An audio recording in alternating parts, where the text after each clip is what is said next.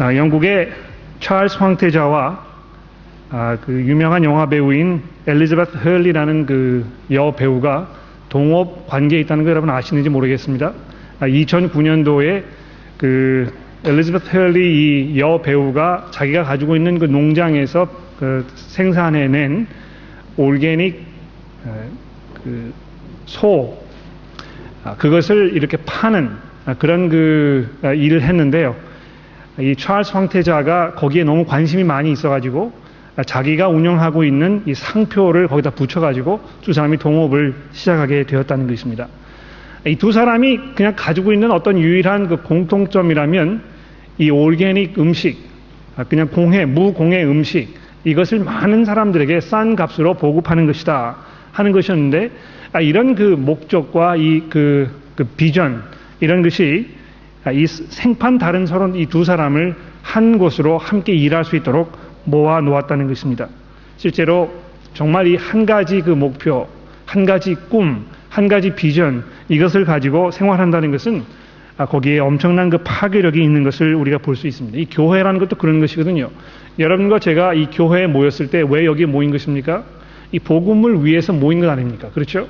하나님께서 여러분과 저를 하나님의 백성으로 불러 모아 주셔서 우리가 하나님과 화해하게 하시고 우리의 죄가 용서되어서 거듭나는 삶을 우리에게 선물로 주지 않으셨습니까? 그래서 우리가 그 은혜에 너무 감사하고 그것이 너무 귀하고 감격스러워서 다른 사람들에게 이 복음을 전하지 않고는 우리가 견딜 수 없는 그런 사람들이 이 교회에 모여있는 이 집단이라는 것입니다. 그래서 이 교회가 정말 이 복음을 위해서 함께 수고하고 노력하고 서로 동역하는 이런 관계에 있는 것이 얼마나 큰 축복이고 놀라운 일인지 모르는 것입니다. 그래서 오늘 이 돈의 문제에 대해서 이 복음 사역의 그 문제를 배경으로 생각해 보면서 이 동역의 문제에 대해서 우리가 좀 생각해 보기를 원합니다. 자, 그런데 이 문제를 이해하기 전에 굉장히 사실 조심스럽습니다. 왜냐하면 신약 성경이 계속해서 여러분과 저에게 어떤 경고를 주고 있습니까? 가령 예를 들어서 이 베드로 후서 말씀해 보시게 되면 베드로 사도가 이렇게 이야기하고 있습니다. 이 거짓 교사들에 대해서 이야기하는 것인데요.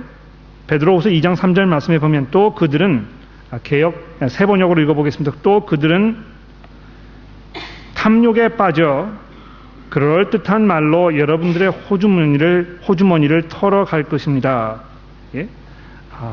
정말 자기 자신의 어떤 그 경제적인 이득을 위해서 교인들에게서 돈을 받아서 자기 주머니에 챙겨 넣는 이런 사람들이 분명히 있을 것이라고 이야기하고 있기 때문에 교회에서 이 돈의 문제에 대해서 주일날 이렇게 이야기하는 것이 쉬운 문제가 아닙니다.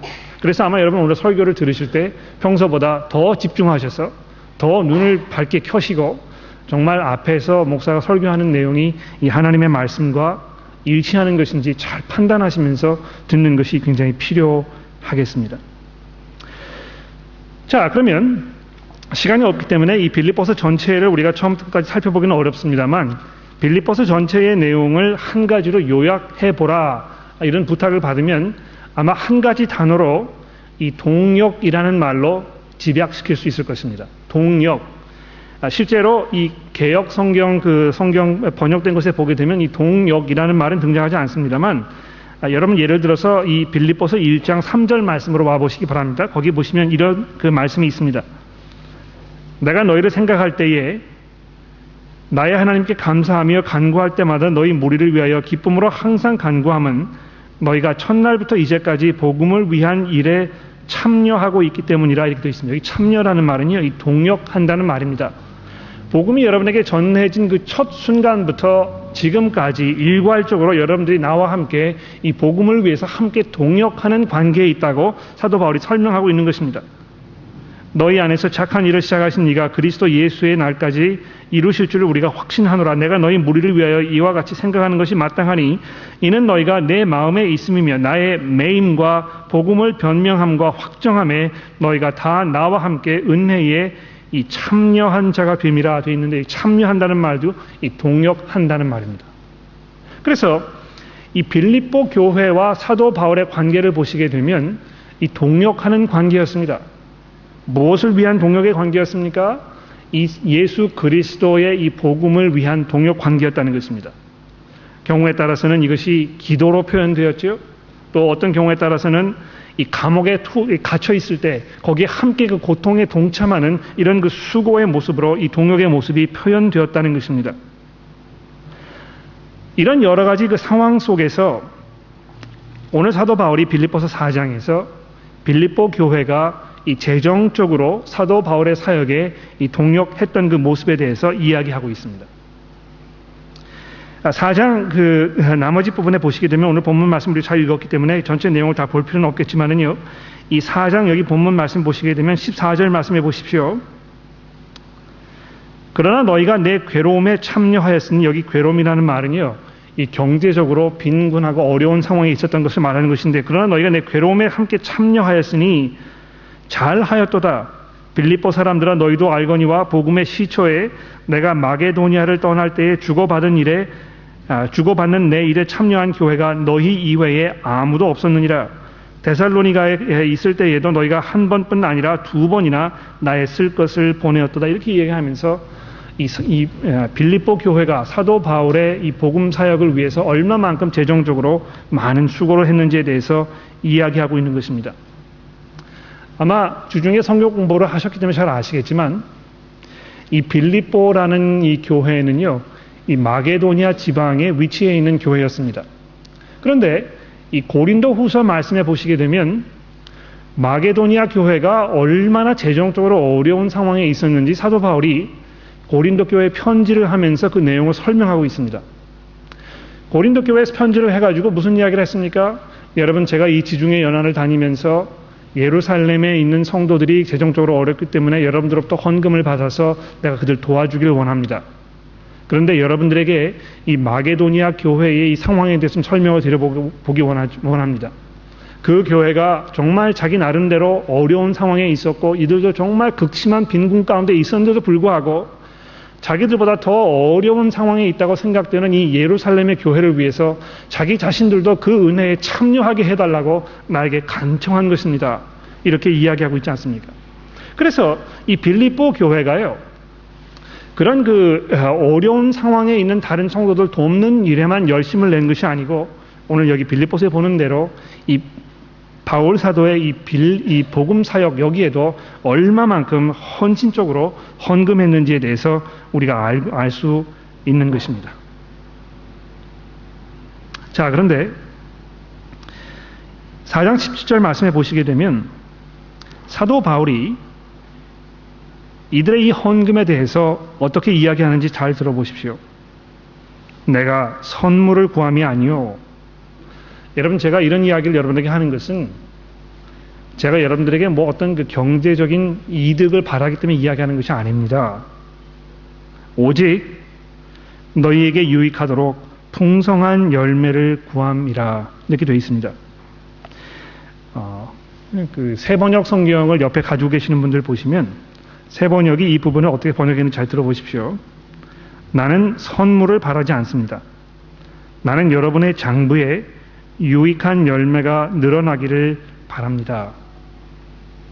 그래서 마치 이 복음 사역을 위해서 빌립보 교회 교인들이 사도 바울을 위해 헌금한 그것이 마치 우리가 가지고 있는 이 목돈을 은행에 저금해가지고 거기에 그 이자가 불어가지고요, 우리 은행 장부가 점점 늘어나는 상황에 비교해서 설명하고 있습니다. 그 세번역 성경이 아주 정확하게 잘 번역한 것입니다. 아마 많은 분들은 이 교회에서 헌금 많이 하라고 좀 이야기하는 것이구나. 헌금 많이 하면 하나님께서 우리들에게 더 큰 재정적인 축복을 허락해 주신다고 지금 이야기하는 것이구나. 목사님이 뭐 지금 교회 재정이 어렵나 보지 이런 설교를 하는 거 보니까 이렇게 여러분 생각하실지 모르지만 지금 사도 바울이 여기서 이야기하고 있는 이 유익한 열매라는 것은요, 뭘 말하는 것입니까? 조금 더 내려가 보시게 되면 좀 더 분명하게 여러분 이해할 수 있습니다. 19절 말씀해 보십시오. 나의 하나님이 그리스도 예수 안에서 영광 가운데 그 풍성한 대로 너희 모든 쓸 것을 채우시리라 이렇게 되어 있습니다. 또 세번역 성경을 보십시오. 나의 하나님께서 자기의 풍성하심을 따라 그리스도 예수 안에 있는 영광으로 여러분에게 필요한 것을 모두 채워주실 것입니다. 자, 여기 필요한 모든 것 뭘 말하는 것입니까? 여러분과 제가 이 땅에 살면서 그리스도인으로 살아가는 데 있어서 필요한 그 모든 것들을 말하는 것입니다. 즉 우리가 경건하게 살아가기 위해서, 복음에 합당한 삶을 살기 위해서 우리에게 필요한 그 모든 것들, 우리의 인내심, 우리의 경건한 삶의 모습, 이런 그 모든 부분들을 하나님께서 아주 풍족하게 채워주실 것이라고 말씀하고 있는 것입니다. 여러분이 잘 생각해 보십시오. 여러분과 제가 정말 복음을 중요하게 여기고 이 복음을 위해서 내가 가진 시간과 나의 재능과 나의 재물까지도 함께 헌신해야 되겠다고 생각하게 되면 어떤 결과가 일어나겠습니까? 그 마음 가운데는요, 예수 그리스도의 모습을 닮아가게 되는 것입니다. 예수 그리스도께서 이 땅에 죄인들 위해서 오시지 않았습니까? 오셔서 부하셨지만 아주 가난하게 되었다고 이야기합니다. 그와 마찬가지로 여러분과 제가 다른 사람들의 구원을 위해서 나의 가진 것들, 나의 이 시간과 재능과 재물을 내가 헌신해야 되겠다는 마음이 더 깊이 들면 들수록 여러분과 제가 점점 그리스도의 그 열정에 참여하게 되고 그분을 닮아가게 된다는 것입니다. 그것뿐만 아닙니다. 18절 말씀해 보십시오. 계속해서 이 복음 사역을 위해 헌금되어 있는 이 헌금에 대해서 사도 바울이 뭐라고 얘기하고 있습니까? 내게는 모든 것이 있고 또 풍부한지라 에바브로 디도편에 너희가 준 것을 받음으로 내가 풍족하니 이는 받으실 만한 향기로운 제물이요 하나님을 기쁘시게 한 것이라, 이렇게 되어 있습니다. 신약성경은 계속해서 모든 그리스도인들에게 우리의 삶 전체를 하나님께서 기뻐 받으실 만한 산 제사로 드리라고 말씀하고 있습니다.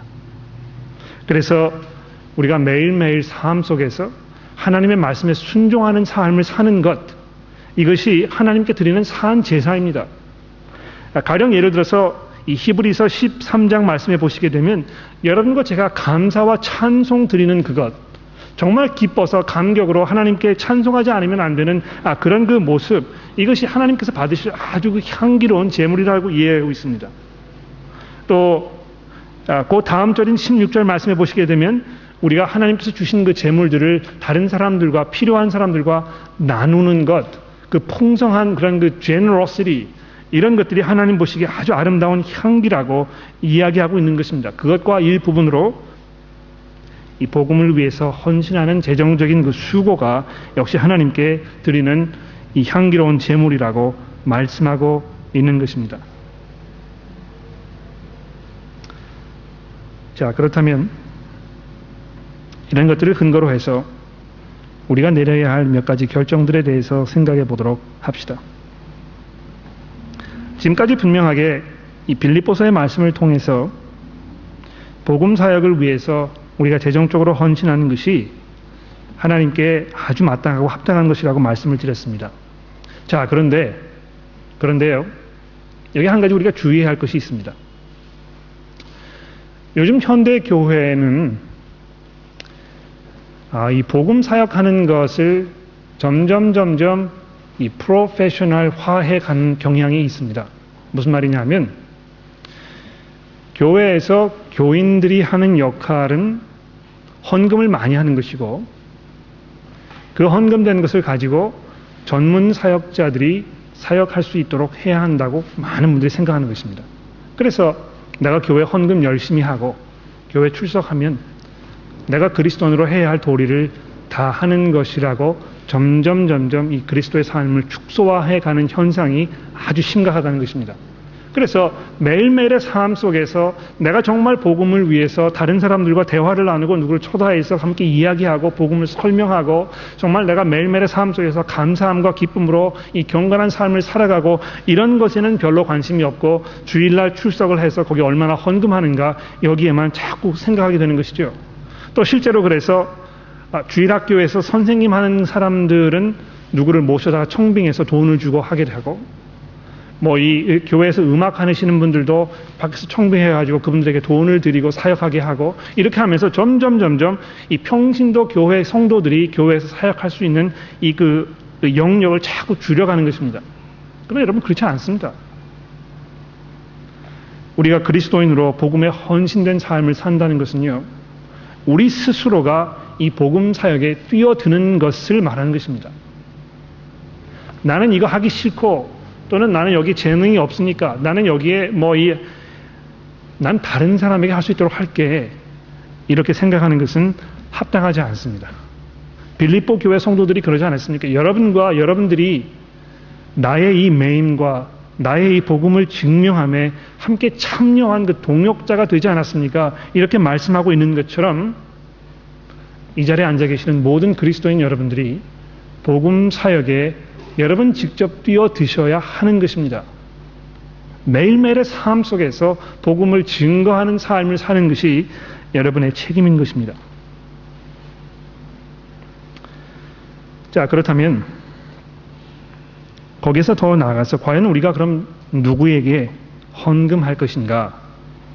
이 문제를 깊이 한번 생각해 봐야 되겠죠. 여기 누구에게라는 것은 내가 교회에 헌금할 수 있을 것이고 또 교회 이외에 여러 다른 복음 사역 이런 것에 헌금할 수 있을 것입니다. 내 어디에다 헌금을 할 것인가? 이 문제를 결정하는 데 있어서 어떻게 우리가 이 인도를 받을 수 있겠습니까? 이 문제를 아주 심각하게 잘 생각해 볼 필요가 있습니다. 왜 그렇습니까?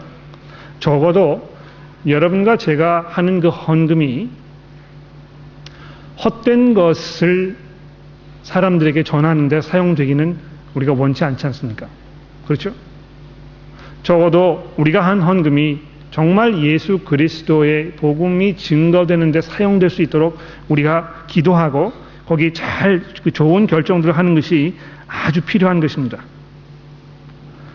제가 어떤 그 외국 잡지, 기독교 잡지를 뒤적이다가요, 어떤 미국에 있는 한 교회에서 자기 교회를 소개하는 그 광고를 본 적이 있습니다. 그런데 그 교회가 자기 스스로를 광고를 하면서 이 교회의 미션으로 무엇을 적어 놓는지 아십니까? 여러분, 우리 교회에 오시게 되면 여러분들의 그 마음, 여러분의 삶 속에 이 내재해 있는 이 무한한 잠재성, 가능성, 이것을 현실화시킬 수 있도록 우리가 도와드릴 것입니다. 하나님께서 여러분들에게 주신 그 모든 재능을 활용해서 여러분들이 성공하고 행복한 삶을 살 수 있도록 우리 교회가 도와드릴 것입니다. 우리 교회로 오십시오. 여러분, 정말 그렇습니까?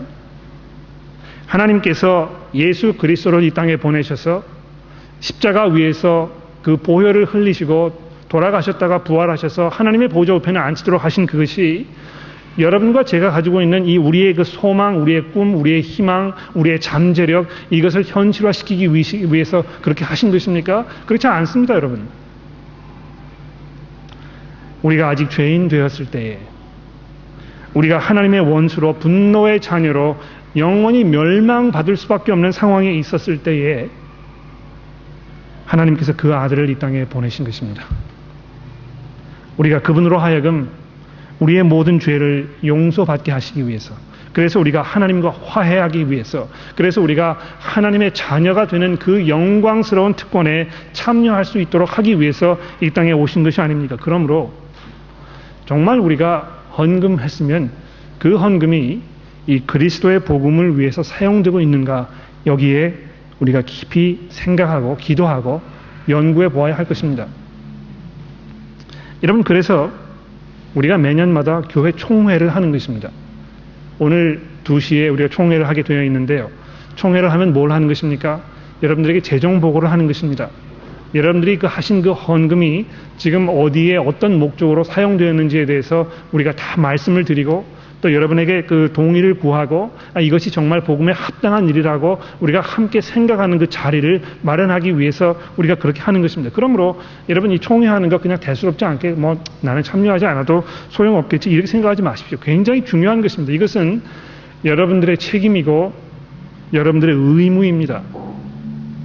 우리 교회의 교구 의원 여러분들께서 또 회계 여러분들께서 정말 잘 준비하고 생각하고 기도하면서 우리가 어디에 돈을 쓸 것인가에 대해서 많이 심사숙고했지만, 그들도 여러분들에게 그 대답을 드리고 여러분들이 그들에게 이 설명을 요구하는 이런 것이 아주 건강하고 아주 필요한 그런 일이라는 것입니다.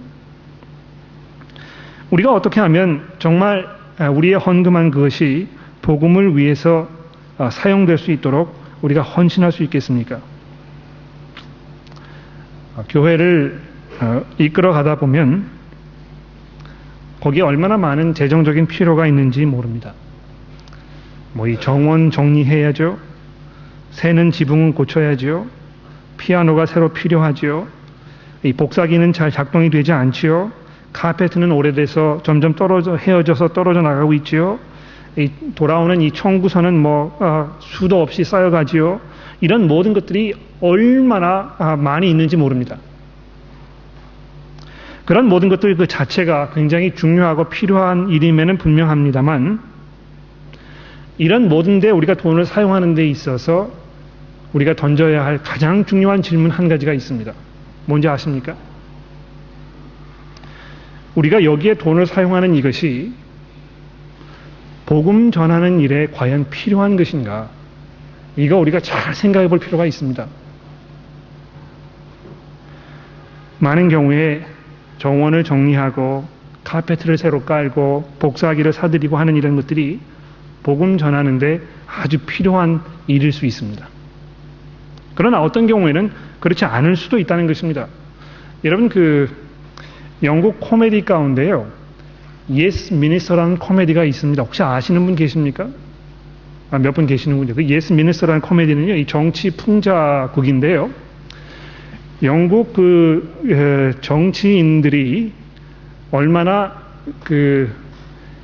우습게 이 정치를 하고 있는지에 대해서 풍자한 그런 시리즈로 쭉 나와 있는 코미디인데요. 거기 한 에피소드를 제가 설명드릴까요? 영국의 보건부에서 새로운 국립병원을 지어야 되겠다고 해서 엄청난 재정적 투자를 거기에 쏟아부었습니다.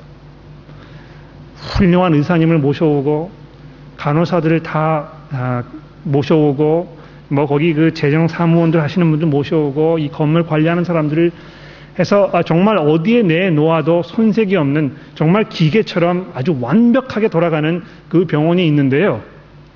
정작 거기 들어가게 되면 환자는 한 명도 없습니다.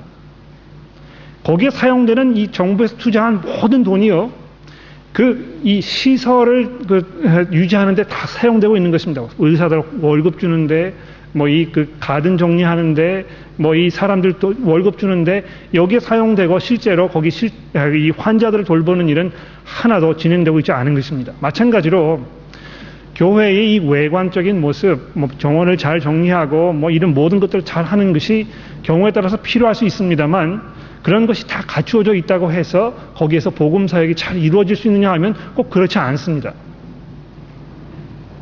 정말 중요한 것은 그 안에서 복음이 선포되고 사람들이 이 회개와 믿음으로 예수 그리스도께 돌아서는 일이 벌어져야 하는, 그것이 정말 중요한 것입니다. 지난 1년 동안 저희 교회의 사역을 돌아보면서, 특히 우리 11시 반 회중의 사역을 돌아보면서 과연 몇 분이나 예수 그리스도를 구주로 영접하게 되었는지 우리 한번 생각해 봅시다. 여러분, 이것은 아주 심각한 문제입니다. 과연 몇 분이나 전혀 예수를 알지 못하다가 우리 교회를 통해서, 여러분들의 개인적인 수고를 통해서, 주일 모임을 통해서, 성장 그룹을 통해서 어떤 것이든지 간에 과연 몇 분이나 예수를 만났는지, 얼마나 영생의 새로운 삶으로 뛰어들었는지 우리가 돌아볼 필요가 있는 것입니다. 지난 1년 동안 우리 11시 반 회중에서 약 한 15만 불가량의 헌금이 되었습니다. 그 15만 불의 헌금이 어디에 어떻게 사용되어서 얼마만큼의 복음의 열매를 맺었는지 우리가 잘 생각해보고, 거기에 어떤 특별한 결매 열실이 없었다면 우리가 그럼 앞으로 무엇을 어떻게 새로 바꿔야 되겠는지 이것을 잘 생각해보는 것이 얼마나 중요하고 필요한 일인지 모르는 것입니다. 더 나아가서 그리스도인들이라면 교회에 헌금하는 것과 더불어서 교회 밖에 다른 복음 사역, 적어도 한 곳에는 우리가 헌금해야 된다고 저는 생각합니다. 예. 물론 내가 출석하고 있는 이 지역 교회가 우선순위 넘버 원이라는 건 분명합니다. 왜 그렇습니까? 이것이 한 가족이거든요. 여러분들께서 이 교회에 내가 이제 일원이 되겠다고 했을 때는 내가 가지고 있는 모든 것을 사용해서 나와 한 형제 자매된 이 형제 자매들을 잘 섬기고 돌봐주고 그들도 그리스도의 이 장성한 분량에까지 이룰 수 있도록 하기 위해서 내가 수고하겠다고 약속했기 때문에 이 자리에 오신 것입니다. 그렇죠? 그러므로 분명히 여기에서 이 지역 교회 사역에 우리가 우선순위를 둬야 되는 것 분명합니다만 거기에 덧붙여서 거기에 더해서 교회 밖에 다른 복음 사역에 적어도 하나 정도는 우리가 복음적으로 이 재정적으로 헌신해야 된다고 저는 생각합니다. 그것은 무엇 신학교일 수도 있고 이 CMS 선교 단체일 수도 있고 또 학원 사역을 하고 있는 이 KBS일 수도 있고 여러 가지 좋은 복음 사역들이 우리 가운데 많이 있을 것입니다. 적어도 그들 가운데 하나 정도는 정해서 헌금하시는 것이 필요할 것입니다. 제 경험으로 보니까는요. 교회 이외에 어떤 그 다른 사역에 우리가 헌금을 하자 이렇게 해서 교회 안에서 헌금하시게 되면 어떤 현상이 일어나는지 아십니까? 교회에 헌금하는 게 이만큼이고요. 교회 밖에 헌금이 이렇게 있는데요. 이 두 가지를 말씀을 드리면 항상 이렇게 되더군요. 뭘 말씀드리는 것이냐 하면 내가 교회에 헌금하려고 했던 것들을 빼가지고 다른 데다 이제 헌금하는 것입니다. 그래서 사실 꽤 여러 해 동안 저희 교회에서 뭐 선교사님 이야기하고 다른 사역 이야기했을 때 교회에서 재정적으로 타격이 많이 있었습니다. 그러나 제가 여러분들에게 부탁을 드리고 싶은 것은 여러분이 내가 헌금하겠다고 작정하셨던 그만큼 이거 뭐 줄이지 마시고요. 거기에 덧붙여서 또 헌금하시는 것입니다. 제가 주일 오늘 아침에 9시 회중에 설교를 이렇게 하고 나서 모닝티 시간에 대화를 나눴는데요. 어떤 교우 한 분이 저한테 오셔가지고 그렇게 이야기하시더군요. 목사님, 제 생각에는요.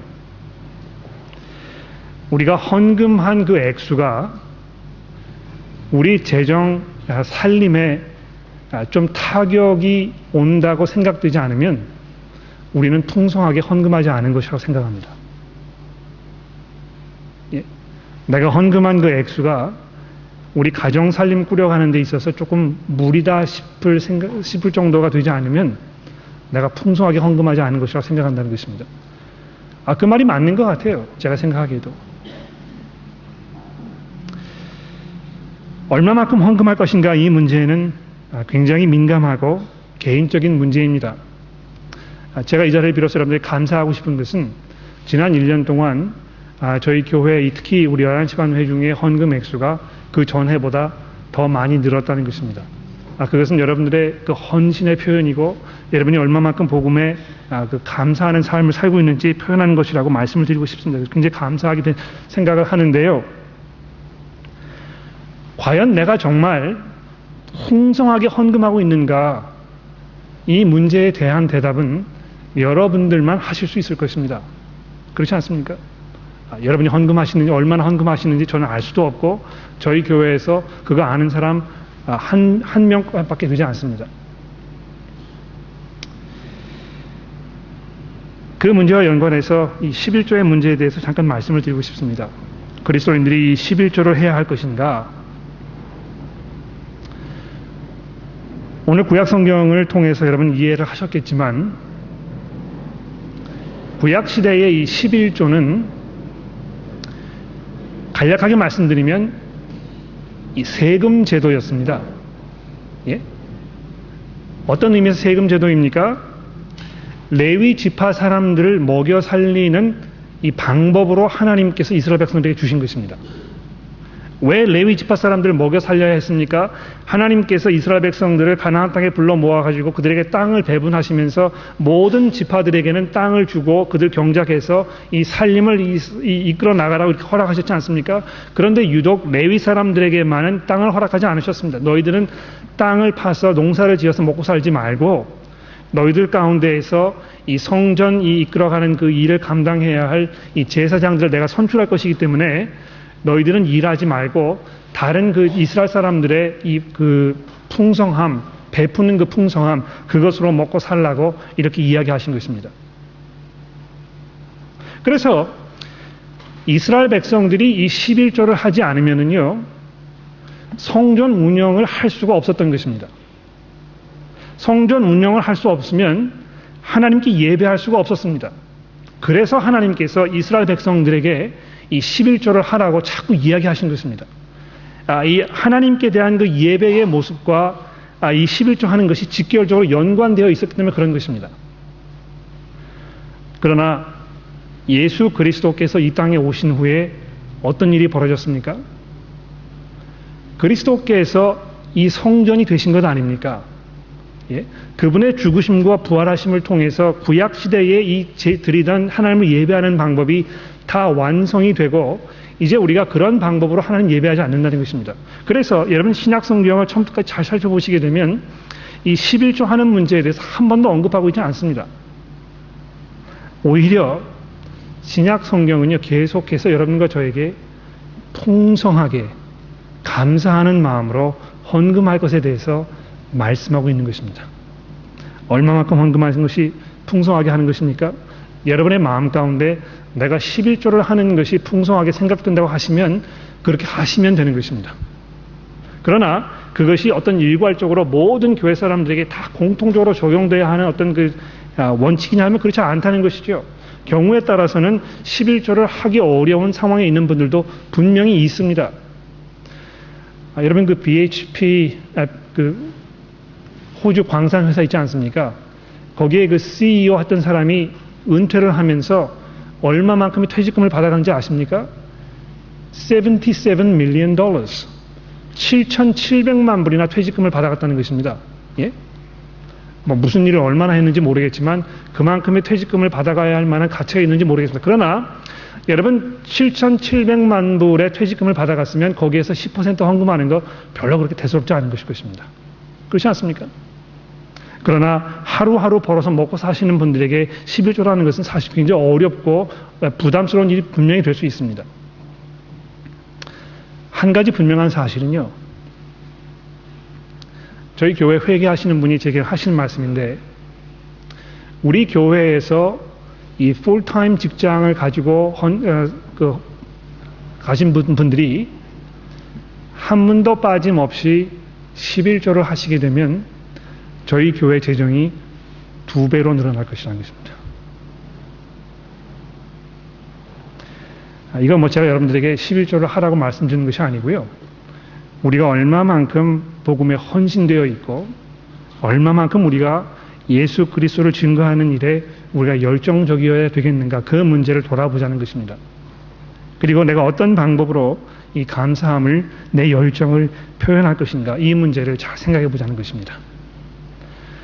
시간이 많이 지났는데요, 한두 문제 정도 질문만 한번 받아보도록 하겠습니다. 여러분 그 질문이 있으실 것 같은데 일단 한 1분 정도 옆에 계시는 분들과 함께 설교를 들으신 후에 여러분 느끼시는 바에 대해서 조금 나누어 주시고 그 후에 제가 질문을 한두 가지 정도 받아보도록 그렇게 하겠습니다.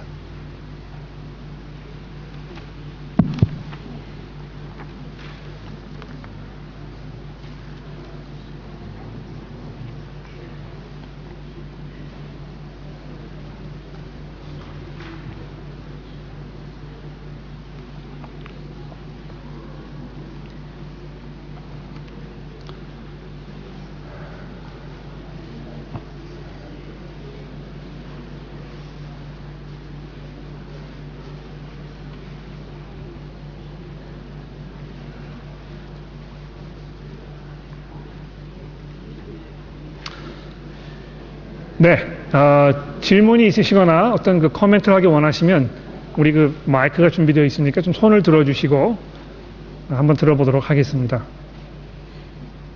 질문이 있으십니까? 잘 설명이 되지 않았거나 또는 동의하기 어려우시거나 좀 더 설명이 필요한 부분이 있으시면 말씀해 주십시오.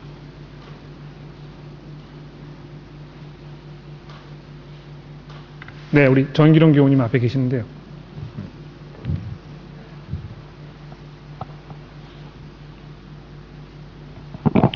저기 복음 전하는 일에 우리 헌금이 사용되어지도록 해야 한다고 말씀을 해주셨는데요.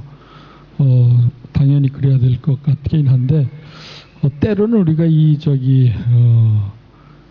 돈으로 이것이 되어지는지 그 구체적으로 알기가 거의 불가능하지 않습니까? 예를 들자면 뭐 15만 불을 우리가 1년에 드렸더니 2사람이 회개를 했는데 30만 불을 드렸더니 4사람이 되더라. 그렇게 된다면 참 뭐 우리가 하기가 쉬운데 사실 그렇지는 않잖아요. 그러니까 그거를 우리가 정확하게 일반 성도들이나 안 두고 대부분 사람들이 아마 알기가 굉장히 어려울 것 같아요. 그래서 그 문제에 대해서도 조금 말씀해 주시면 좋을 것 같은데요. 네, 그렇습니다. 우리가 얼마만큼 투자했는가에 따라서 소득이 있다면 그럼 얼마나 좋겠습니까? 헌금액을 자꾸 늘려가면 이 회개하는 사람들이 늘어나게 되면 그럼 뭐 목사가 아마 그 MBA 코스를 해야 되겠죠. 그러나 그렇지 않다는 것입니다. 분명합니다.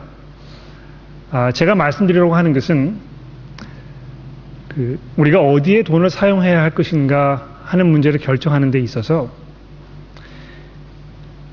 여기에 돈을 사용하는 것이 복음 선포하는 일에 유용한 것인가, 이것이 도움되는 것인가, 이 문제를 잘 생각해 보자는 것입니다.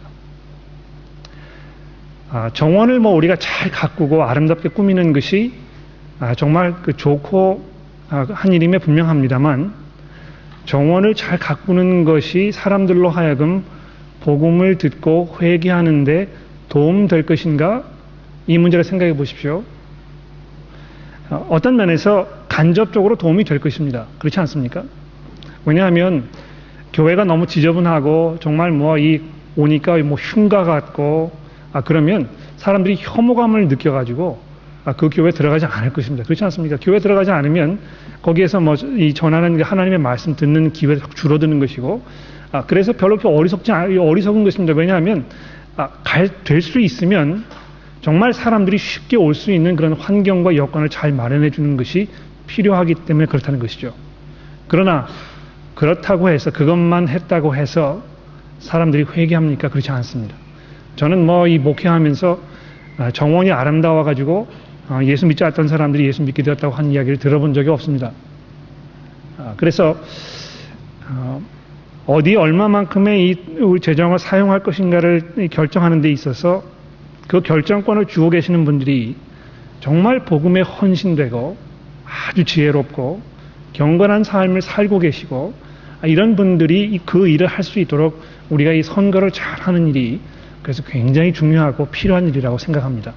우리가 3월 17일 날 교회 총회할 때 여러분 그러므로 지금부터 잘 기도하시고 좋은 분들이 선출될 수 있도록 여러분 준비하십시오.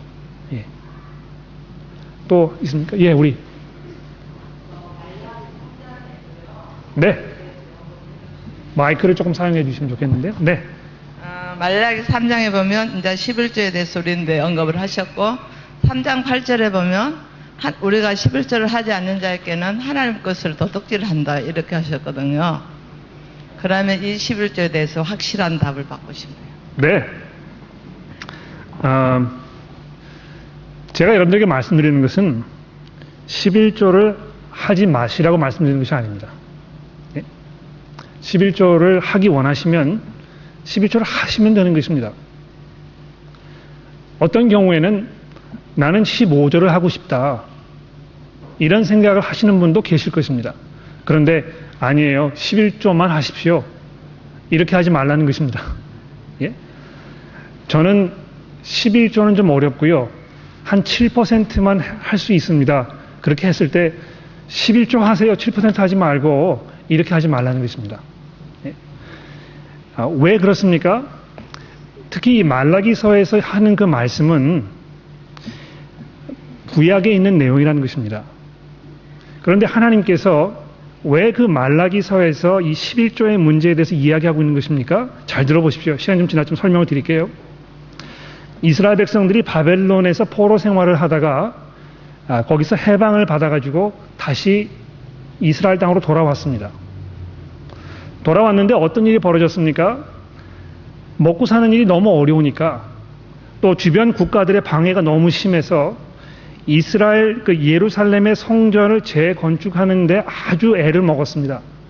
이 학계나 이 느헤미야나 이 예레미야서를 보십시오.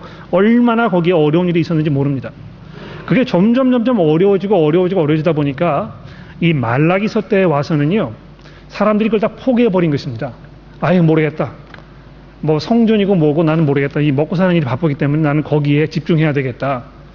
그래서 하나님을 성전에서 예배하는 일이 뭐 거의 완전히 초토화되어 버린 그런 상황 속에 있었다는 것이죠. 그래서 하나님께서 이스라엘 백성들에게 그토록 이 11조 하는 문제에 대해서 지금 말씀하고 계시는 것입니다. 이 11조가 이루어져야 성전에서 하나님 예배하는 일이 이루어지기 때문에 그런 것이죠. 왜냐하면 제사장이 지금 먹고 살 일이 어려워가지고요, 제사장 일 하는 것이 아니고 나가서 땅 파고 있거든요.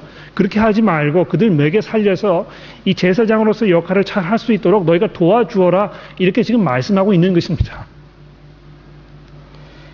그런데 아까도 말씀을 드렸지만 더 이상 우리가 성전에 제물을 갖다 바침으로 하나님을 예배하지 않습니다. 이 복음의 능력이라는 게 바로 그런 것이거든요. 더 이상 우리가 어떤 짐승을 잡아서 하나님께 예배하는 것이 아니고요, 예수 그리스도의 죽으심과 부활하심으로 거듭난 여러분과 제가 우리의 몸을 산 제사로 직접 하나님께 드리는 삶을 사는 것이 하나님께서 원하시는 제사입니다. 우리의 온 삶을 하나님께 드리는 것이 하나님 원하시는 것입니다. 거기 여러분 11절 하기 원하십니까? 그렇게 하시면 되는 것입니다. 또 주일을 지키는 것을 다른 날보다 더 중요하게 생각하십니까? 그렇게 하시면 되는 것입니다. 그러나 우리가 더 이상 이 구약 성경의 여러 가지 종교적인 규례나 여기에 이제 묶여 있지 않다는 것을 우리가 이해하는 것이 아주 필요하고 중요한 것. 이것이 복음이 우리에게 가져다주는 자유이거든요. 자유함 가운데 우리가 있는 것입니다. 시간이 많이 지났는데 이 정도로 하고, 질문이 하나 더 있으십니까? 헌금을 하는 그 자세에 대해서 목사님 생각을 듣고 싶은데요. 어떤 분은 그 깨끗한 돈을 그 종이에 싸서 또 이렇게 봉투에 넣어서 이렇게 넣으시는 분이 있고, 어떤 분은 그냥 현금을 그냥 넣으시는 분도 있고, 그런데 거기에 차이가 있는지, 또 우리가 어떻게 하는 것이 더 좋은지, 그런 것에 대해서 말씀해 주시기 바랍니다. 네.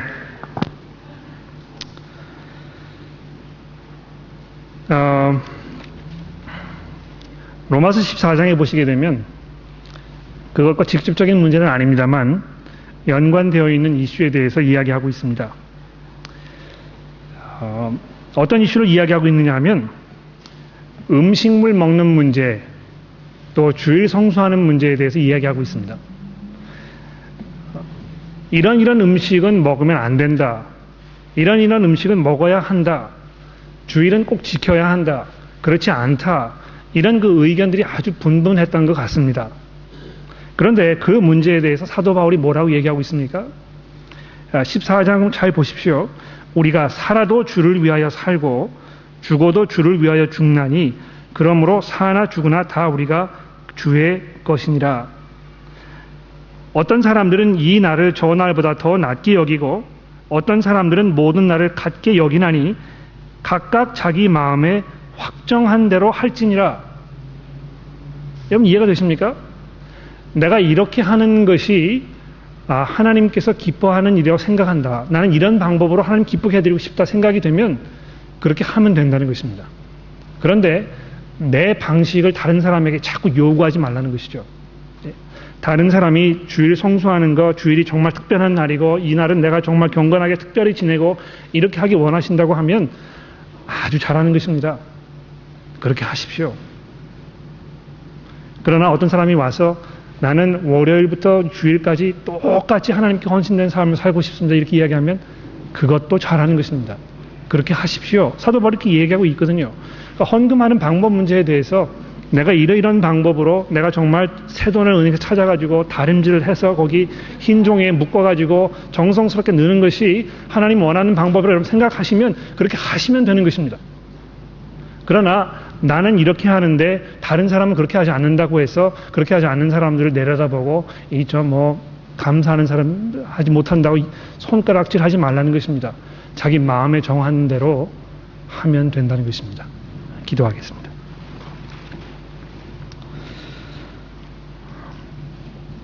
하나님 아버지 감사합니다. 저희들에게 복음에 헌신된 삶을 살 수 있는 그 마음의 열정을 허락해 주시고 우리가 살든지 죽든지 주를 위해 살도록 저희의 마음을 변화시켜 주시기를 기도합니다. 저희가 복음 위에 든든하게 서게 하시고 그 복음 전하는 일에 우리 스스로 뛰어들게 하시고 또 주변에 그 복음 사역을 위해서 전력하고 있는 사람들을 위해서 기도하며 도와주고 또 재정적인 필요를 충족시켜 줄 수 있는 저희 모두가 될 수 있도록 저희들에게 너그러운 마음, 복음에 헌신된 마음 허락하여 주시기를 간절히 기도합니다.